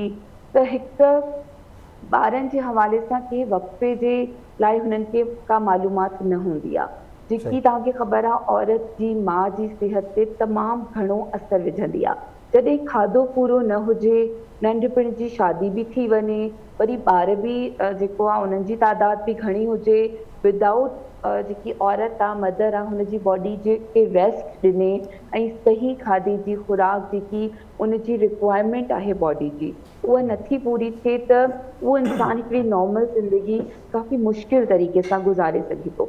खाधो घटि हुजणु तव्हांजी मजबूरी आहे, लेकिन नंढपण में शादी करणु या ॿार पैदा करणु तव्हांखे ख़बर बि आहे कि औरत जी सिहत इजाज़त नथी ॾिए, हुनजी बॉडी इजाज़त नथी ॾिए, अक्सर डॉक्टर्स बि मना कंदियूं आहिनि, बट स्टिल कल्चर में ईअं हूंदो आहे या फैमिली जो प्रेशर ईअं हूंदो आहे या अक्सर ईअं हूंदो आहे कि नियाणियूं घणियूं हूंदियूं आहिनि त पुट जी ख़्वाहिश में हिकिड़ो ॿार, ॿियो, टियों, चौथों, पंजो, छहों, हुनजी का लिमिट हू न रखंदा आहिनि। त इहे जेके असांजी प्रैक्टिसिस आहिनि, इहे औरत जी जेकी सिहत आहे उनजी खुराक घटि हुजण सां गॾु जेकी इहे प्रैक्टिसिस आहिनि, इहे वधीक उनखे वल्नरेबल, विक्टिमाइज़ कनि पियूं। सही आहे, उन्हनि खे फिज़िकल चैलेंजिस, फिज़िकल हेल्थ में बि इफेक्ट पवे थो, मेंटल हेल्थ में बि इफेक्ट पवे थो, चाहे छोकिरा हुजनि या चाहे छोकिरियूं हुजनि। बिल्कुलु हा, अगरि असां हिते ॻाल्हि था कयूं कि छोकिरनि जी, त ऑब्वियसली असां वधीक वुमेन जी तरफ़ इन लाइ झुकाव रखूं था छो जो हुनखे हिकिड़े ॿिए इंसान खे जनमु ॾियणो आहे हिन दुनिया में, त उनजी सिहत तमामु घणी सुठी हुजणु इन तौरु बि ज़रूरी आहे। उन खां पोइ जॾहिं असां पंहिंजे सभिनी जेंडर लाइ, त इहो जेको असांजो थर्ड जेंडर आहे, त असांखे ख़बर आहे कि इकोनॉमिकली ऐं सोशली घणा उन्हनि जे लाइ चैलेंजिस आहिनि, उन्हनि खे बि पंहिंजो खाधो पूरो न हूंदो आहे, जेतिरो जीअं मिली वियो कमु करे ओतिरो उहो खाई वठंदा आहिनि, लेकिन माण्हुनि खे अवेयरनेस बि कोन्हे। अगरि असां ॾिसूं था कि जेको मिडिल क्लास असांजो तबिको आहे या लोअर मिडिल क्लास तबिको आहे, अगरि हू कमाईंदड़ बि आहिनि त उन्हनि खे इहो ख़बर नाहे कि डाइट चार्ट छा हुजणु, कीअं थियणु खपे, कहिड़ियूं शयूं असांजे लाइ सेहतमंद आहिनि, कहिड़ियूं शयूं असांखे या असांजे ॿारनि खे असांखे खाराइणु खपनि, त इहे बि मूंखे कमियूं नज़र ईंदियूं आहिनि। अच्छा आदि मारवी, तव्हां सेंटर पॉइंट ते वेठा आहियो हैदराबाद में, कहिड़नि ज़िलनि मां या कहिड़नि इलाइक़नि मां तव्हां वटि इहे वधि में वधि केसिस अहिड़े क़िस्म जा अचनि था? जेके केसिस इन नौइयत जी अगरि असां ॻाल्हि कयूं नंढपिणनि जी शादियुनि जी, त घणो करे इहे जेके बहिराड़ी जा इलाइक़ा आहिनि या ॻोठ आहिनि, अक्सर तव्हां यकीन कयो असांखे उन ॻोठ जो नालो ख़बर न हूंदी आहे या पहिरीं दफ़ा ख़बर पवंदी आहे कि अच्छा इहो ॻोठ बि इन जॻह ते मौजूदु आहे जितां इहो केस आयो आहे। त स्टडी करण में ऐं उन केस जे ऐं उन डायनेमिक्स जे हवाले काफ़ी असांखे घणियूं शयूं ख़बर पवंदियूं आहिनि। त असां मीरपुर ख़ासि रेंज जी तरफ़ वञूं था त उते सिर्फ़ इन नौइयत जा केस न बल्कि जेके आभाग जा केसिस आहिनि, जेको अक्सर ख़वातीन या जेके मर्द आहिनि, जीअं असांखे ख़बर आहे कि सुसाइड जा घणा ई उते रीज़न्स आहिनि, लेकिन उन्हनि रीज़न्स मां हिकिड़ो खाधो न हुजणु ऐं जेकी बुख आहे उहो बि रीज़न रहियो आहे हर वारे पासे मीरपुर ख़ासि रेंज में। त उन पासे इन तरह जा केसिस अक्सर ईंदा आहिनि जिते इहे चैलेंजिस असांखे नज़र ईंदा आहिनि। ठीकु आहे, इन ते वधीक ॻाल्हायूं था। असां वटि सबिन साहिबा मौजूदु आहे जेका न्यूट्रिशन आहिनि, न्यूट्रिशन स्पेशलिस्ट आहिनि। अच्छा, स्टंटिंग पे काम हो रहा है, यूनिसेफ ज़बरदस्त काम कर रहा है, पाकिस्तान गवर्नमेंट का बड़ा सीरियस इस पे काम हो रहा है। आप से कितनी कंसल्टेंसी की गई है इदारों की तरफ से या लोगों की तरफ से जो प्रॉपर न्यूट्रिशन होनी चाहिए? स्टंटिंग पाकिस्तान में अभी जो बच्चे आ रहे हैं तकरीबन 40% प्रॉब्लम हो रही है जो बच्चे हैं उसमें स्टंटिंग का बहुत बड़ा रेशो है। इमर्जिंग बेसिस पे इस पे काम करने की ज़रूरत है, आप क्या कहेंगी? अच्छा, मेरे साथ तो ये है कि मैं अभी 6 महीने पहले आई हूँ पाकिस्तान, तो अभी मेरा तो नेटवर्क उस तरह का नहीं है कि मुझे कोई अप्रोच करे, फ्रैंकली स्पीकिंग। सो मेरे जो क्लाइंटेल है वो सारा इधर यहाँ पे या तो कराची में या शहरों में है या फिर ज़ाहिर जो मेरे जो पुराने क्लाइंट्स हैं वो दुबई में, सिंगापुर में या अमेरिका बेस्ड हैं। सो मुझसे अभी किसी गवर्नमेंट ऑफिशियल ने वो नहीं कराया, लेकिन मैं जैसे अब इंडस हॉस्पिटल गई थी वॉलंटियर करने के लिए और वहाँ पे जाके मैंने उनको अपनी सर्विसेज मतलब प्रोवाइड करी थी। उनसे कहा था कि आपको जब भी ज़रूरत हो न्यूट्रिशन की, या जैसे मैं होलिस्टिक हेल्थ कोच हूँ, तो हमारा जो होलिस्टिक हेल्थ कोच होते हैं हमारी इमोशनल काउंसलिंग और न्यूट्रिशनल काउंसलिंग दोनों चीज़ें हम करते हैं, ठीक है ना। So we believe in 2 plates, primary plate and secondary plate. Primary plate अगर मैं कहूँ तो आपके जहन में क्या आता है? प्राइमरी तो ज़ाहिर है कि आपकी जो काउंसलिंग प्रॉपर होनी चाहिए, आपको पता होना चाहिए कि मुझे क्या खाना है, क्या छोड़ना है, किस तरह से। मुझे तो ये पता है अब क्या खाना है, क्या छोड़ना है। जी हाँ। सो जो जवाब आपने दिया, ज़्यादातर लोग मुझे 80-90% लोग जवाब यही देते हैं। हाँ। लोगों का ख्याल ये है कि प्राइमरी प्लेट का मतलब ये है कि खाना, आपकी प्लेट पे जो खाना है that's primary plate. It's not your primary plate. Primary plate का मतलब है आपकी इमोशनल हेल्थ, इमोशनल वेल बीइंग, आप क्या आपकी रिलेशनशिप्स हैं, क्या आपकी प्रैक्टिसेस हैं, क्या आपका लाइफस्टाइल है, ठीक है। और जो सेकेंडरी प्लेट है वो आपकी खाना है, यानी कि वो आपकी न्यूट्रिशन है, वो आपकी हाइड्रेशन है, ठीक है ना। तो लाइफस्टाइल और जो खाना है वो 2 डिफरेंट चीज़ें हैं। तो हम लोग क्या करते हैं कि हम एज अ हेल्थ कोच आपकी प्राइमरी प्लेट और आपकी सेकेंडरी प्लेट को दोनों को मैनेज करने की कोशिश करते हैं और कोशिश करते हैं कि उसके अंदर एक बैलेंस ला सकें। सो हमारा जो काम है वो इमोशनल काउंसलिंग के साथ साथ न्यूट्रिशन काउंसलिंग भी है। लेकिन थर्ड वर्ल्ड कंट्रीज में जो है ना, प्राइमरी प्लेट आपका खाना है, आपका इमोशंस पे तो कोई कंप्रोमाइज या बात ही नहीं होती है। अगर हम बात करें इसको वेस्ट से तो कंपेयर नहीं कर सकते, डेफिनेटली नहीं, कम नहीं कर सकते।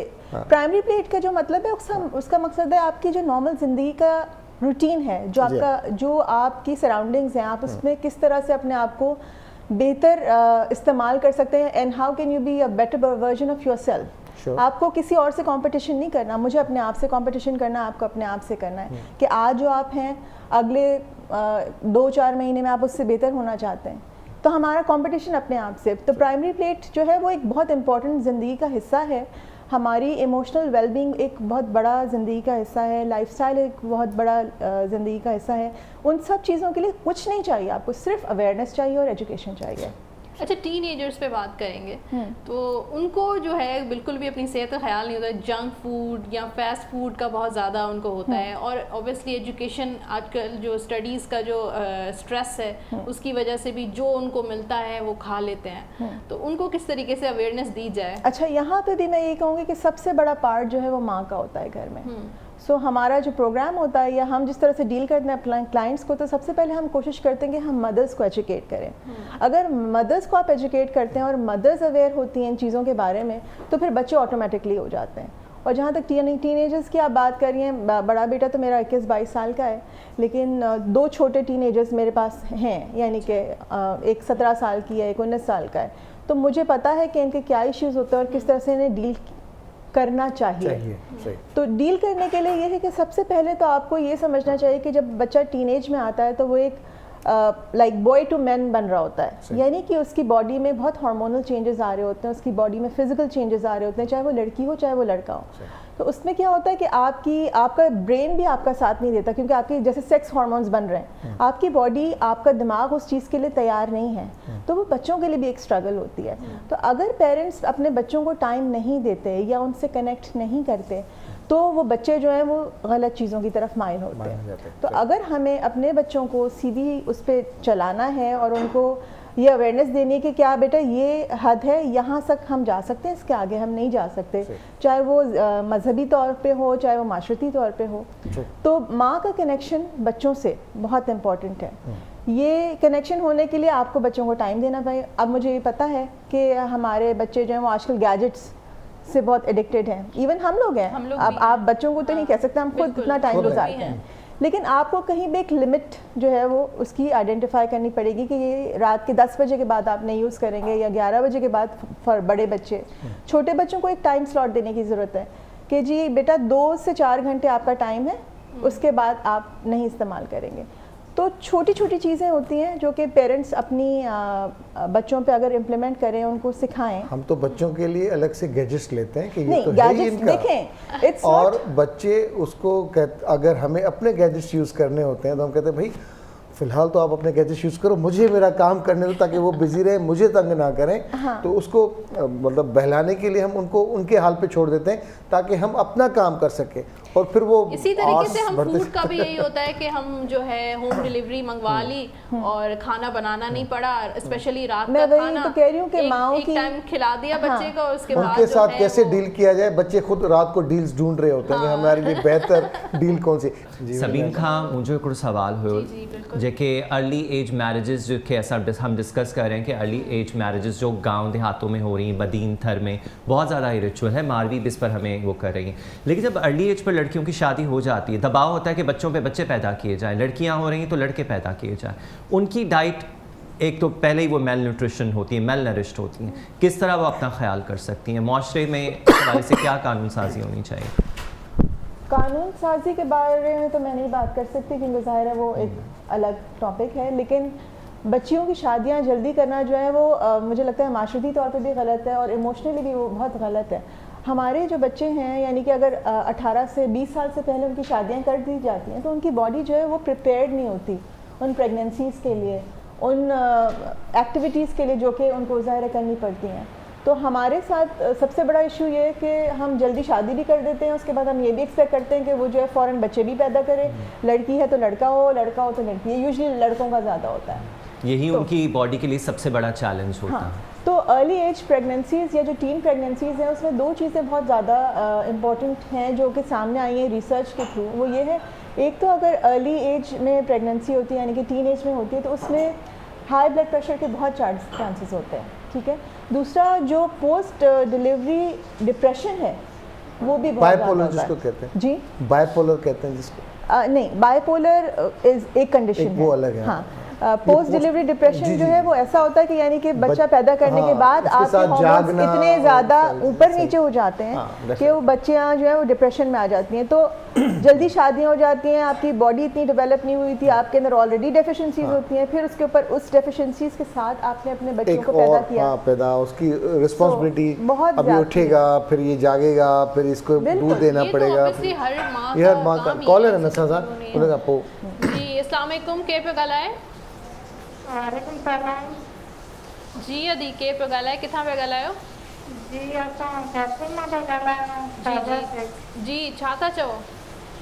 जी मुंहिंजी सिस्टर अची आहे, बाक़ी मुंहिंजी सिस्टर अची आहे, उनजे लाइ कुझु ॿुधायो तव्हांजो। हाणे असां ऑन कयो प्रोग्राम त तव्हां ॿुधायो था कंहिंखे शादी जे बारे में।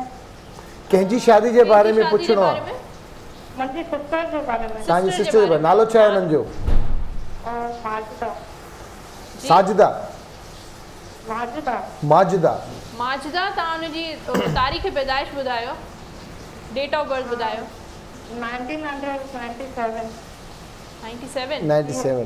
9 अगस्त 97 माजिदा 97। शादी जे बारे में मां कढंदी कोन आहियां।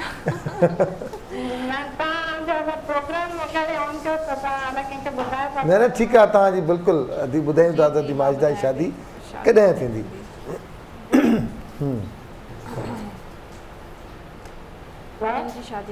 जी जी तव्हां हाणे प्रोग्राम ॾिसो त ऑन एयर तव्हांखे जवाबु न ॾियूं था। जी जी अदी शाज़िया तव्हांजी भेण जी शादी में अञा थोरो टाइम लॻंदो, हिन में बि मूंखे डिले पियो नज़र अचे। टई कार्ड्स में कोई इशूज़ आहिनि, थी सघे तो उन्हनि जी सेहत या हेल्थ इशूज़ आहिनि या तव्हांजे घर में को मसइलो मसाइल नज़र पिया अचनि, उन जी वजह सां मूंखे 2 साल त बिल्कुलु नज़र कोन पिया अचनि। ही साल 21, 22 बि नज़र न पियो अचे, 23 में उन्हनि जो शादी जो को चांसिस नज़र थी सघनि था। सही है, जेसिताईं कोरोना जी वैक्सीन वग़ैरह हणाइनि, थोरो पंहिंजो ख़्यालु कनि, सेहत जो ख़्यालु कनि, शादी बाद में। थैंक यू वेरी मच अदी मारवी, तव्हां लाइन ते आहियो। बिल्कुलु लाइन ते आहियां। हाँ, हाणे सभिनि साहिबा जूं ॻाल्हियूं ॿुधूं था। हीअ त चलो असां वटि जेका न्यूट्रिशन हले थी, एक्चुअल जेका ॻाल्हि पाण पे कईसीं, जीअं सभिनि साहिबा चयो त फर्स्ट प्राइमरी प्लेट ऐं सेकेंडरी प्लेट। प्राइमरी प्लेट्स में तव्हांजा इमोशन्स तव्हांखे उनजो ख़्यालु रखिणो पए थो, ऐं सेकेंडरी में तव्हांजो फूड इंटेक्ट आहे छा हुजणु खपे। असां वटि प्राइमरी प्लेट ते त कमु थींदो ई कोन्हे को, मां त इहो ई ॾिठो आहे। हीअं आहे असां वटि त हूंद ते आहे, असां वटि छा आहे, मिलंदो छा? बिल्कुलु प्राइमरी प्लेट जे हवाले सां अवेयरनेस न आहे, ऐं प्राइमरी प्लेट जा ई इशूज़ आहिनि जंहिंजे करे असां ॾिसूं पिया कि जेको डाइवोर्स जो रेशियो आहे वधंदो थो वञे। असां ॾिसूं पिया कि फैमिली जेको सिस्टम आहे असांजो उहो कीअं ख़राबु पियो थींदो वञे। असां हिते ॾिसूं पिया कि जेकी बि गैर इख़लाक़ी शयूं थियनि पियूं, त प्राइमरी प्लेट जो कोई तसवुरु न आहे, उन जे हवाले सां का अवेयरनेस न आहे। ऐं मतिलबु सुठी पढ़ी लिखी फैमिलीज़ में बि तव्हां असांजी मुल्क में ॾिसंदव त उन्हनि खे इन हवाले सां ख़बर न आहे। बल्कि सिर्फ़ु पंहिंजी प्लेट न, मां हिन खे एज़ अ लाइटर नोट इहो ई चवणु चाहींदमि कि ॿिए जी प्राइमरी प्लेट जो बि असां ख़्यालु नथा रखूं।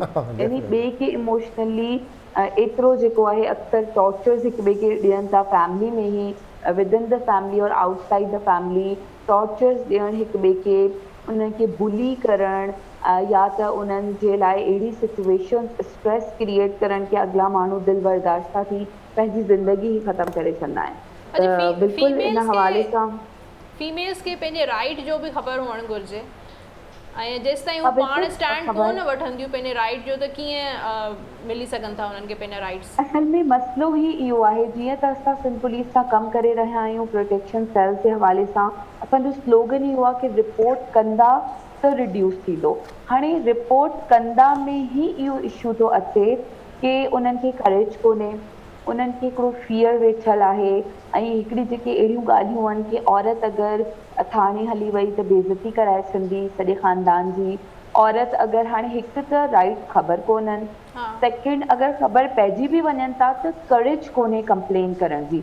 इहे ॾाढा वॾा चैलेंजिस आहिनि जेके असां फेस करे रहिया आहियूं। इते ई जॾहिं नंढपण जूं शादियूं थियनि थियूं त असांजी जेके नियाणियूं आहिनि, घणो करे तव्हांखे ख़बर आहे प्रायोरिटी उन्हनि खे पढ़ाई त ॾिबी न आहे, पढ़ाई बि घटि, या त ॾिबी थोरी घणी या बिल्कुलु बि न ॾिबी, या त बसि 8वीं ताईं पढ़ाए छॾियो या 5वीं ताईं पढ़ाए छॾियो।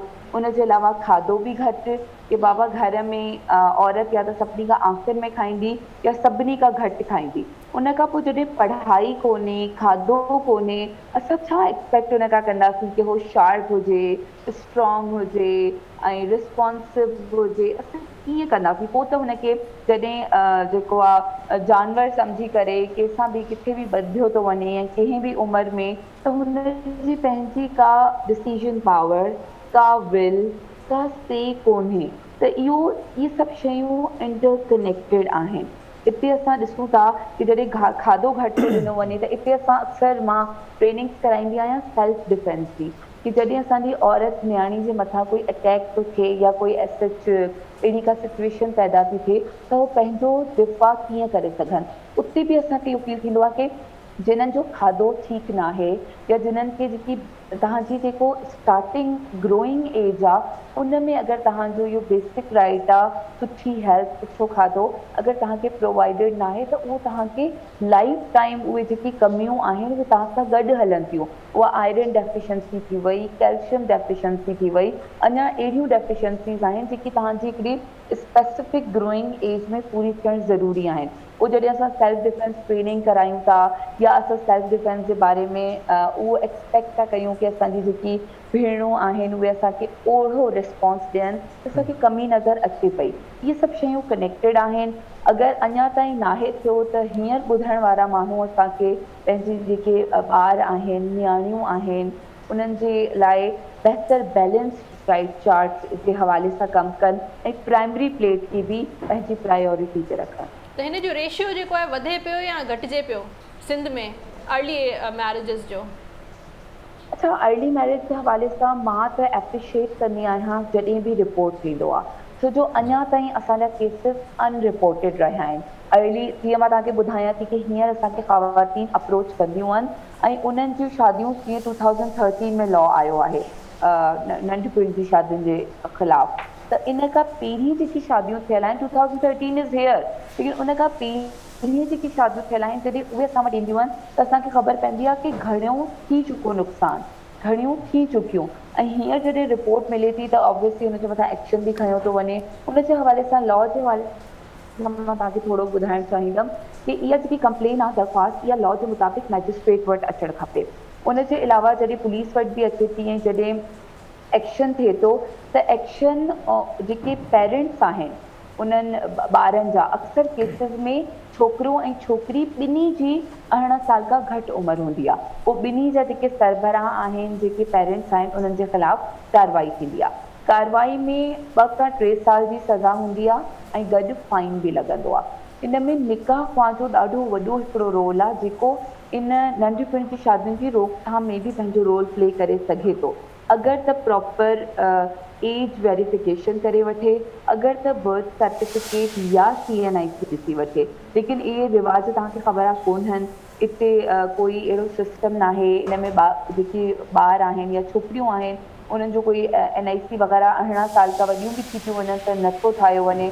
अच्छा, ॿी सिचुएशन इहा हूंदी आहे कि अगरि 18 साल खां घटि छोकिरी आहे ऐं 18 साल खां वॾो छोकिरो आहे जंहिंसां शादी पई थिए, त अक्सर उहे 40 साल जा हूंदा आहिनि, 50 साल जा हूंदा आहिनि, 30 साल जा हूंदा आहिनि, उन्हनि जे मथां बि पोइ कार्रवाई थींदी, छो जो उहे त 18 साल खां मथे आहिनि। उहे त इन शइ जे हवाले सां जेको आहे खे रोके सघनि पिया। त इहे इन के लॉ इन तरह सां डील पई करे। बाक़ी अगरि असां ॾिसूं था कि केसिस जी जेकी नौइयत आहे स्टिल माण्हुनि खे ख़बर कोन्हे। जॾहिं उन्हनि खे आणियो वेंदो आहे पुलिस स्टेशन्स में, सेल्स में, ऐं जॾहिं इहे कार्रवायूं अॻियां हलंदियूं आहिनि त उन्हनि जो इहो ई चवणु हूंदो आहे कि असांजी त ॾाॾी जी बि इन उमिरि में शादी थी, असांजी त माउ जी बि इन उमिरि में शादी थी, असांखे त ख़बर ई न आहे कि अहिड़ो कोई लॉ बि आयो आहे, असांखे त ख़बर ई न आहे कि इहो जेको असां त बसि छोकिरी जवान थी ऐं असां हुनजी शादी करे छॾंदा आहियूं। त मतिलबु उन्हनि जा जस्टिफिकेशन्स एॾियूं इनोसेंट हूंदियूं आहिनि कि असां पाण फील कंदा आहियूं कि सज़ा ॾियण खां पहिरीं अवेयर करणु केॾो ज़रूरी आहे कि तव्हां अवेयरनेस प्रॉपर तरीक़े सां कयो। असां हिते ॾिसूं पिया जेके लॉस ठहनि था उहे फाइल्स में बंदि आहिनि। उन्हनि जे लॉस जे हवाले सां बाक़ाइदा शायदि मां त इहो चवंदमि सजेशन ॾींदमि कि ॻोठनि में बाक़ाइदा स्क्रीन लॻायूं वञनि, उन्हनि जे मथां नंढड़ियूं आसान ज़बान में डॉक्यूमेंट्रीज़ ठाहियूं वञनि ऐं ॻोठ जा माण्हू उनखे ॾिसनि। त मुंहिंजे ख़्याल सां ॾाढी सुठी ॻाल्हि कई आहे, बिल्कुल ही इन ते कमु थियणु खपे मारवी, बिल्कुल तव्हां सही था चओ। अच्छा सबीन, आपसे हम ये पूछेंगे कि वेस्ट में आपके पास किस तरह के सवालात, किस तरह के लोग आते हैं, और जहाँ पे आपको 6 महीने, तो यहाँ पे किस तरह के लोगों के पास सवालात हैं जो आपके या रिक्वायरमेंट है या स्पेशली मेंटल हेल्थ से रिलेटेड? मेंटल, देखिए कोरोना की वजह से तो मेरे ख्याल से वेस्ट और ईस्ट सब एक ही हो गया है। हाँ, हमारे पूरी दुनिया में एक ऐसा ये ट्रॉमा फैला है, यानी कि 1-1.5 साल से हम सब जो है इस वक्त अनप्रिडिक्टेबल सिचुएशन है। तो पूरी दुनिया में जो इस वक्त मेंटल हेल्थ के हवाले से जो है वो एक मेरे ख्याल से जो हेल्थ कोचेज़ हैं या जो काउंसलर्स हैं या जो थेरेपिस्ट हैं उनकी ज़रूरत ज़्यादा हो गई है। क्योंकि हम जब आपको कोई चीज़ का हल पता नहीं होता ना, या ये नहीं पता होता कि वो चीज़ कब ख़त्म होगी, तो वो आपकी अंदर बॉडी में, आपके दिमाग में एंग्जाइटी बहुत पैदा करती है। और जब आप एंग्शियस होते हैं तो आपका हर सिस्टम, हर चीज़ ख़राब होता है। ابھی جو بات ہو رہی تھی یہاں پہ ینگ پریگننسیز اور ٹین ایج کی بات ہے, تو یہ تو ایک پرابلم ہے, لیکن اگر آپ خالی پرابلم کی بات کریں تو فائدہ نہیں ہے, سلوشن کی بات کرنے کی ضرورت ہے. ٹھیک ہے, تو اب کسی کی اگر شادی ہو گئی ہے ارلی پریگننسیز میں, نیوٹریشن کی بات کرتے ہیں, تو ہم نیوٹریشن میں ان کو چاہیے کہ دالیں, ہری سبزیاں, اور جو آپ کے سیڈز ہوتے ہیں, یعنی کہ آپ کے میلن سیڈز ہوتے ہیں, پمپکن سیڈز ہوتے ہیں, اس طرح کی چیزیں جو ہیں, یعنی کہ جو سستی والی تربوز کے ہوتے ہیں, پمپکن کے ہوتے ہیں, یہ سستی والی چیزیں, یہ اپنی غذا میں رکھیں, ہر جگہ اویلیبل ہے اور اتنے مہنگے نہیں ہیں. تو آپ کیونکہ بچہ پیدا ہونے والا ہوتا ہے, کس طریقے سے کھایا جائے, اس کی جیسے آپ چٹنی بنا سکتے ہیں, اس کو آپ اپنی دالوں میں یوز کر سکتے ہیں, آپ اس کو سبزی میں ڈال سکتے ہیں, اس کو ایز اے اسنیک کھا سکتے ہیں. اس طرح سے ہری سبزیاں ہیں, کیونکہ بچے کو فولک جب پیدا کرنا ہوتا ہے آپ کو, تو آپ کو فولک ایسڈ کی کمی ہو جاتی ہے, تو ہری سبزیوں میں فولک ایسڈ ہوتا ہے, دالوں میں آپ کی پروٹین ہوتی ہے. یہ ایکسپینسو چیزیں نہیں ہیں, لیکن ان کی اویئرنیس. دوسری بات, یہ سیکنڈری پلیٹ کی بات کری تھی, پرائمری پلیٹ پھر سے آ گئی. پرائمری پلیٹ میں یہ ہے کہ آپ یہ کھانا کھا رہے ہیں, مگر اگر آپ کی پرائمری پلیٹ بیلنس نہیں ہے, اگر آپ اسٹریس میں ہیں, اگر آپ پریشان ہیں, تو آپ کھانے کے باوجود وہ چیز ایبزارب نہیں کر سکتے. وہ کیوں؟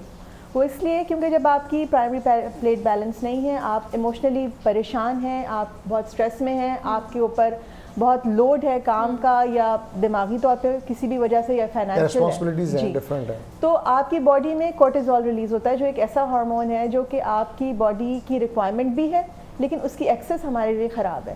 تو آپ اچھی سے اچھی غذا کھا لیں, لیکن اگر آپ کی باڈی میں مستقل کورٹیزول ریلیز ہو رہا ہے, تو آپ کی باڈی جو ہے وہ ان نیوٹرینٹس کو, اس کی غذائیت کو ایبزارب نہیں کر پاتی. اس کو اوور کم کیسے کریں؟ چلیں اسٹریس بھی ہے, رسپانسبلٹیز بھی ہیں, اسپیشلی ہماری جو گاؤں کی خواتین ہیں, ہاں, تو اب ان کو کس طریقے سے, میں وہی کہہ رہی ہوں کہ سب سے بڑا پارٹ خواتین کے لیے جو سلوشن کا حل خواتین ہی ہیں.